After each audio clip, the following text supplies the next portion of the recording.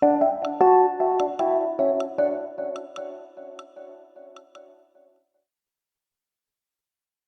you ever looked at another author's success and thought, I'm so far behind? Like you're running this race with a limp while everyone else seems to be sprinting past you effortlessly. You see their book launches, their growing platforms, their dream vacation pics, and suddenly your own progress feels painfully slow, and you're left wondering how you'll ever catch up. So today we're diving into what I believe is one of the most confusing and frustrating seasons in a Christian writer's life. That space where you feel like you're behind in your readership building, behind in your business, behind in your income, behind in your calling. If that's you today, friend, I want you to breathe and lean in, because what the world calls delay, God often calls development, and what looks like falling behind may just be the foundation for something far bigger than you can imagine. By the end of this episode, you'll know what it really means to walk in God's timing as a kingdom writer. You'll find peace in the process, and you'll be equipped with practical ways to stay encouraged when the journey feels longer than you expected. This is episode 37.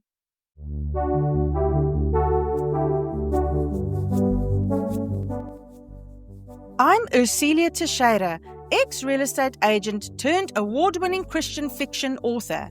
When I wrote my first novel on a bucket list whim, I had no idea it would spark a spiritual journey that would redefine my calling.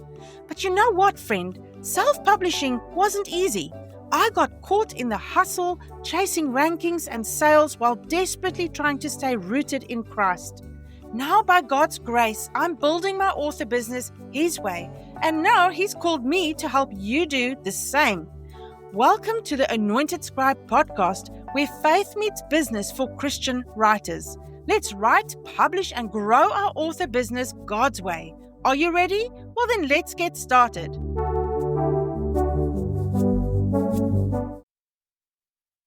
Hey, it's your author friend Ursilia, and welcome to this week's episode of Anointed Scribe. If you're new here, this is a podcast for Christian authors who want to stop striving and start thriving in their calling. Whether you've written one book or 20, or you're still stuck on chapter 1, this is the space where faith meets your writing journey. And today, I want to speak straight to the heart of a discouragement you might be carrying.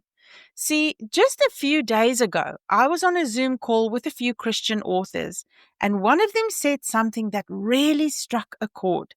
She said, I feel like I'm always behind. And you know what? Everyone nodded, including me. I could totally relate. That constant sense that we're chasing some invisible finish line, that no matter how hard you work, you are still not where you want to be. Well, friend, what if I told you that this feeling is actually tied to a misunderstanding of how kingdom timing works? Yes, I went to the Word, I went to my journal of years back, and I spent some time with God really digging into this.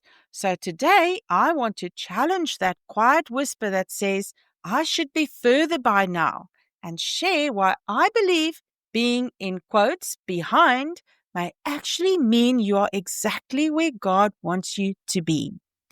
Because let's be honest, when you are called to write, when you feel like God has given you a story to tell or a message to carry, and you feel like you're doing everything right, it can be incredibly frustrating when things move slower than you had hoped, right? Maybe it's the author who started writing years after you did, but somehow they are already thriving. Or perhaps it's seeing someone else's launch week sales numbers that make your own feel embarrassingly small. Or maybe it's watching another writer gain thousands of followers while your posts get 3 likes, and one of them is from your mom. But friend, what if you are not falling behind? What if what's actually happening is beyond the preparation phase? What if you're actually being built and in the foundation phase? So let me tell you something that might shift your entire perspective today. Here's what I learned. God works in the waiting. We often see waiting as wasted time. I get it. But God sees it as a workshop. Think about Joseph. God gave him a prophetic dream as a teenager, a vision of leadership, of his family bowing down to him, of influence and impact. But before he ever stepped into that leadership role, he was sold into slavery by his own brothers, falsely accused by Potiphar's wife, and thrown into prison for years. Now, from the outside, that looks like delay, right? That looks like God forgot his promise, like Joseph missed his moment or even got the dream wrong. But from God's view, that was development, character building, trust deepening, foundation laying. Every betrayal taught Joseph about forgiveness. Every injustice taught him about depending on God's justice instead of his own understanding. Every lonely night in that prison cell was building the kind of character that could handle the weight of leading a nation through famine. You see, God wasn't just preparing Joseph for a position. He was preparing him to carry the responsibility that comes with that position. And the same is true for you and me, friend. You are not just being prepared for book sales or speaking stages or publicity campaigns. You are being strengthened to carry the weight of what you are called to steward. Because here's what I've learned. Your platform, your books, your impact, it's coming. But if it comes too soon, before your character can handle it, it can crush you. Maybe God is using this season to deepen your message, to give your stories worth telling, to build the resilience you'll need when the spotlight comes. Maybe He's protecting you from success that would overwhelm you before you are ready. So maybe, just maybe, this waiting season is a gift. Maybe He's building your foundation deeper so your platform can go higher. Maybe He's teaching you to find your identity in Him, not in your accomplishments, so that when the accolades come, they won't define you. And here's what I've personally come to know. Your journey is not meant to look like someone else's journey. Don't fall into the comparison trap, because the truth is, comparison will kill your confidence faster than any one-star review ever could. We live in a culture of hustle highlights, carefully curated success reels that show the fruit without the process. We are bombarded by success, driven by money as proof, as if it's the true definition of kingdom wealth. We see the movie deal, but not the 3 years of rejection letters. We see the New York Times trust badge, but not the 15 failed book ideas that came before it. We don't see the failed launches, the sleepless nights of doubt, the self-doubt that kept them awake at 4 a.m., and the 15 years of obscurity that came before the breakthrough. No one ever talks about the seasons when they wanted to quit. You don't see the financial struggles on Facebook while they built their calling. You don't see the family sacrifices or the health challenges, the seasons of feeling forgotten by God. But here's what happens when we only see the highlight reel. We start to believe that everyone else's journey is supposed to be our template. We think their timeline should be our timeline. We assume their path should be our path. And that's where comparison becomes dangerous, because it makes us forget a fundamental truth about how God works. And here's something else we need to understand. God has given each of us a unique assignment, and that means our timelines are going to be different too. Maybe your calling requires a different kind of preparation than theirs did. Maybe your message needs to be refined in a way that takes longer. Maybe your platform needs to be built more slowly so it can last longer. Maybe it's more about waiting for those who need to be impacted by your book to be ready to receive it. Isaiah 55 says, God's ways are higher than ours. That includes his timing. He's not late. He's not off schedule. He didn't miss your email about wanting things to happen faster. He's not ignoring you. He's not even punishing you. And he didn't forget to include you in the harvest lineup. Your journey is not meant to look like other authors' journeys because your assignment is not the same as theirs. So stop trying to fit your story into someone else's timeline, right? You're not behind, friend. You're in his hands. Let me say it this way, and I want you to really hear me. If you are walking in obedience to what God asked you to do, then you are exactly where you are supposed to be.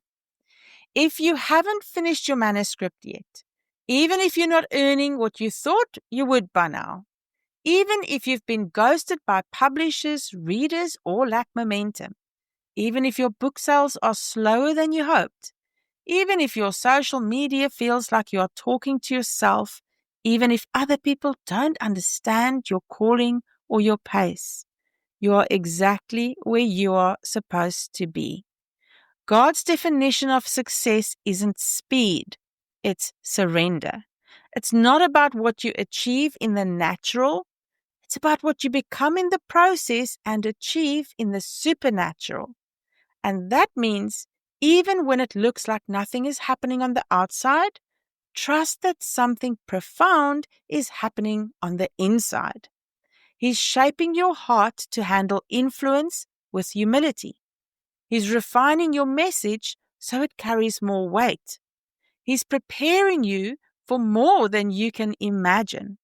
He's teaching you to write from a place of overflow, not emptiness.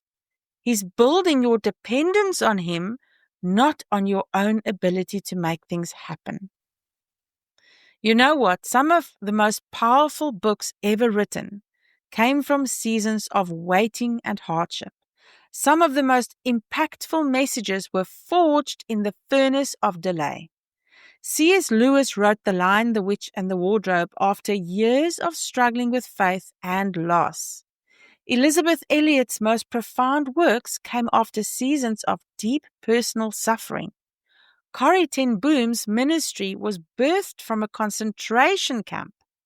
So know, friend, that your waiting season isn't wasted time. It's research and writing material.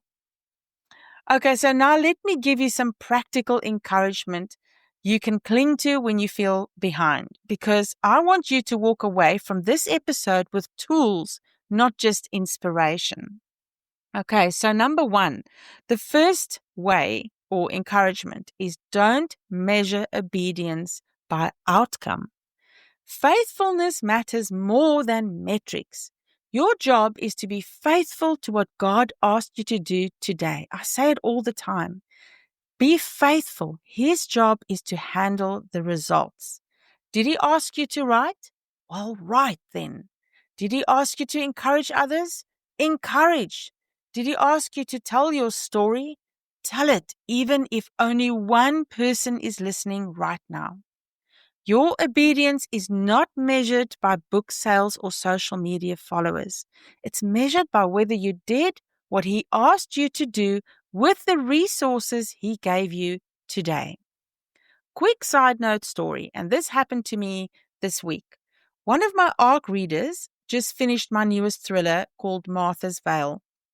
And she wrote to me saying how the analogy with a veil made her think of situations in her own life that she hadn't completely turned over to God, and how she will now be working on this. That right there, friend, is my heavenly mission accomplished.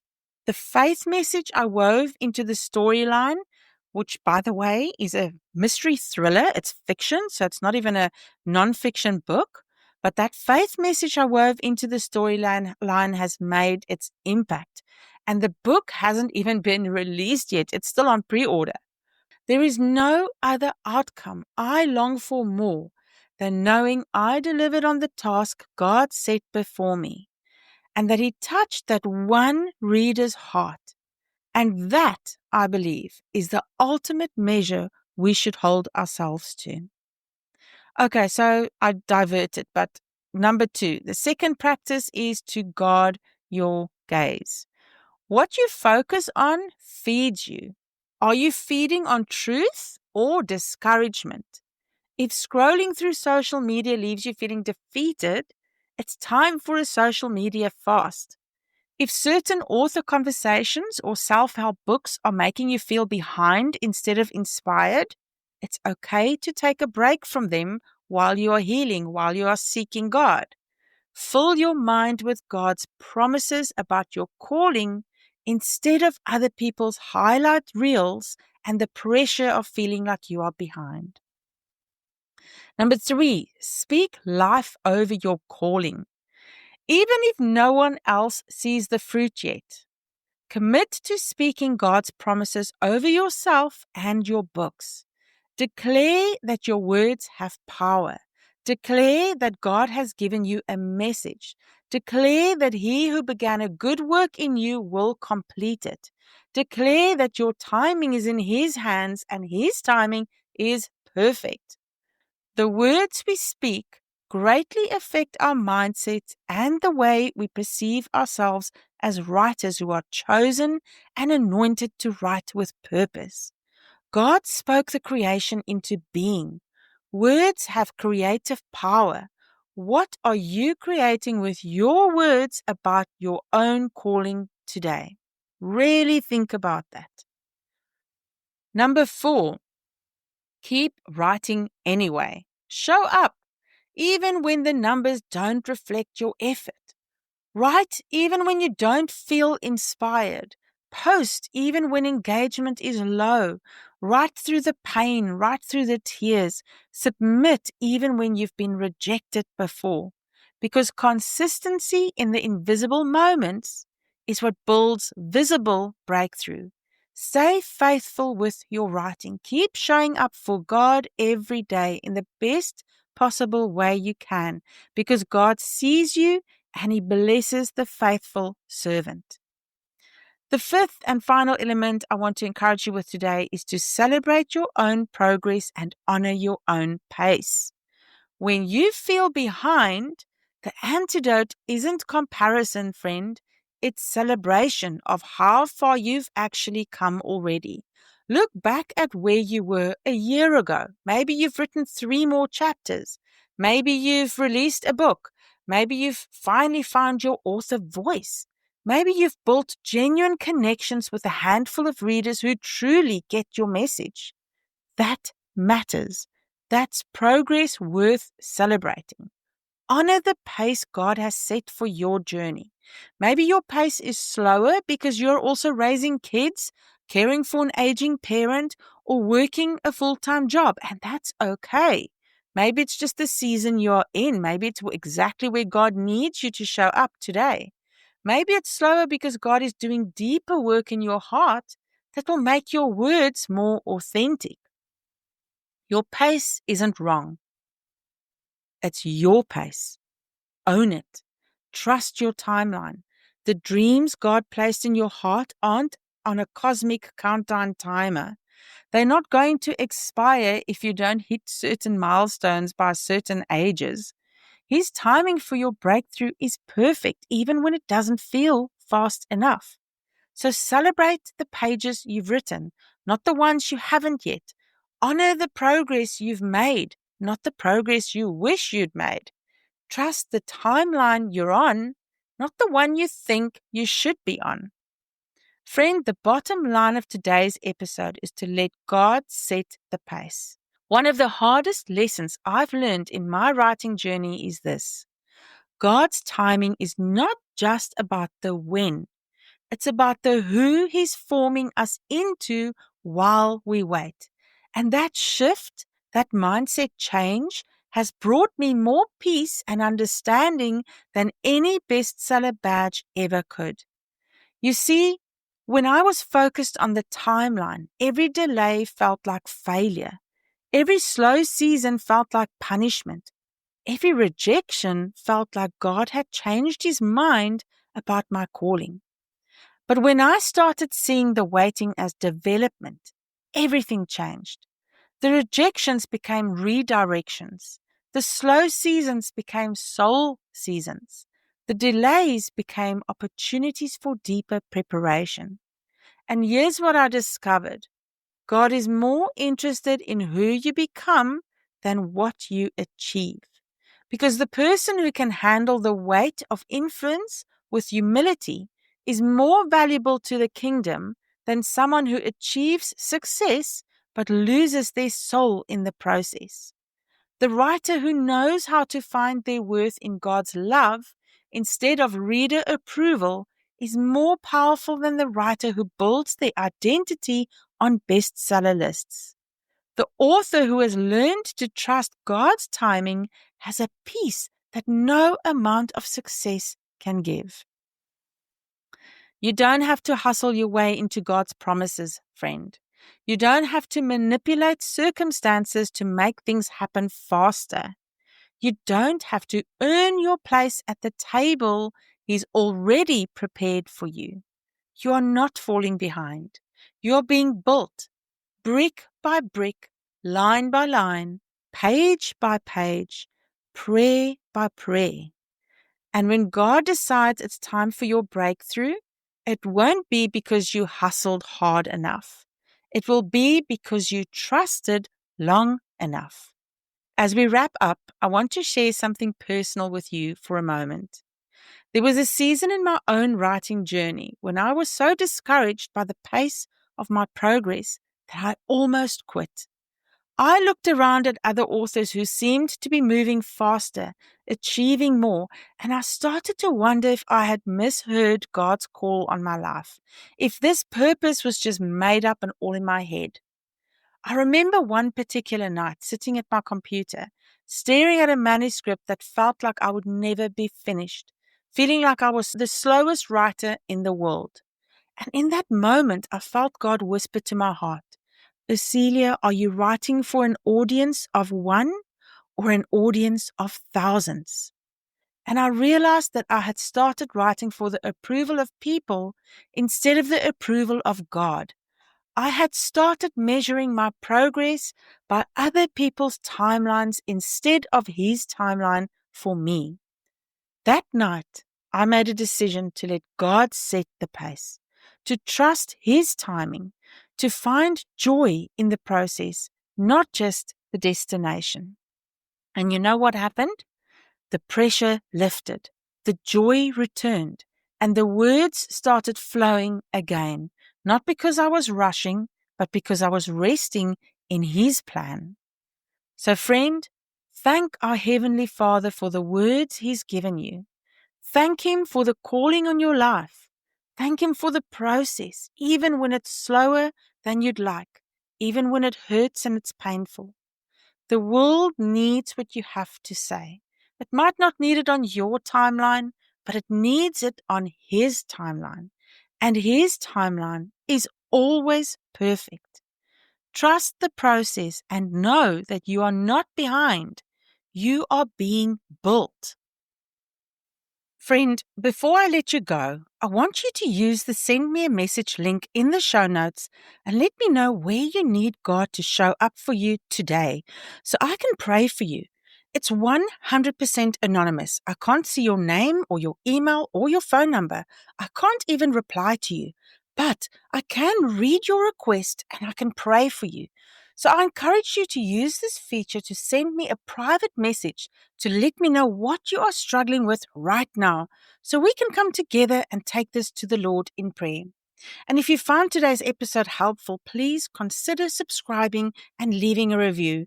You know firsthand the impact this has on discovery, so please help me get this show into more listeners' ears. I have a mission and I cannot do it without you. Oh, and if you want more tips outside of the show, sign up to my monthly 5-minute manna emails. The link is in the show notes. Okay, so that's it for today's show. Thank you for listening, and remember, for such a time as this, you have been called to thrive as God's anointed scribe.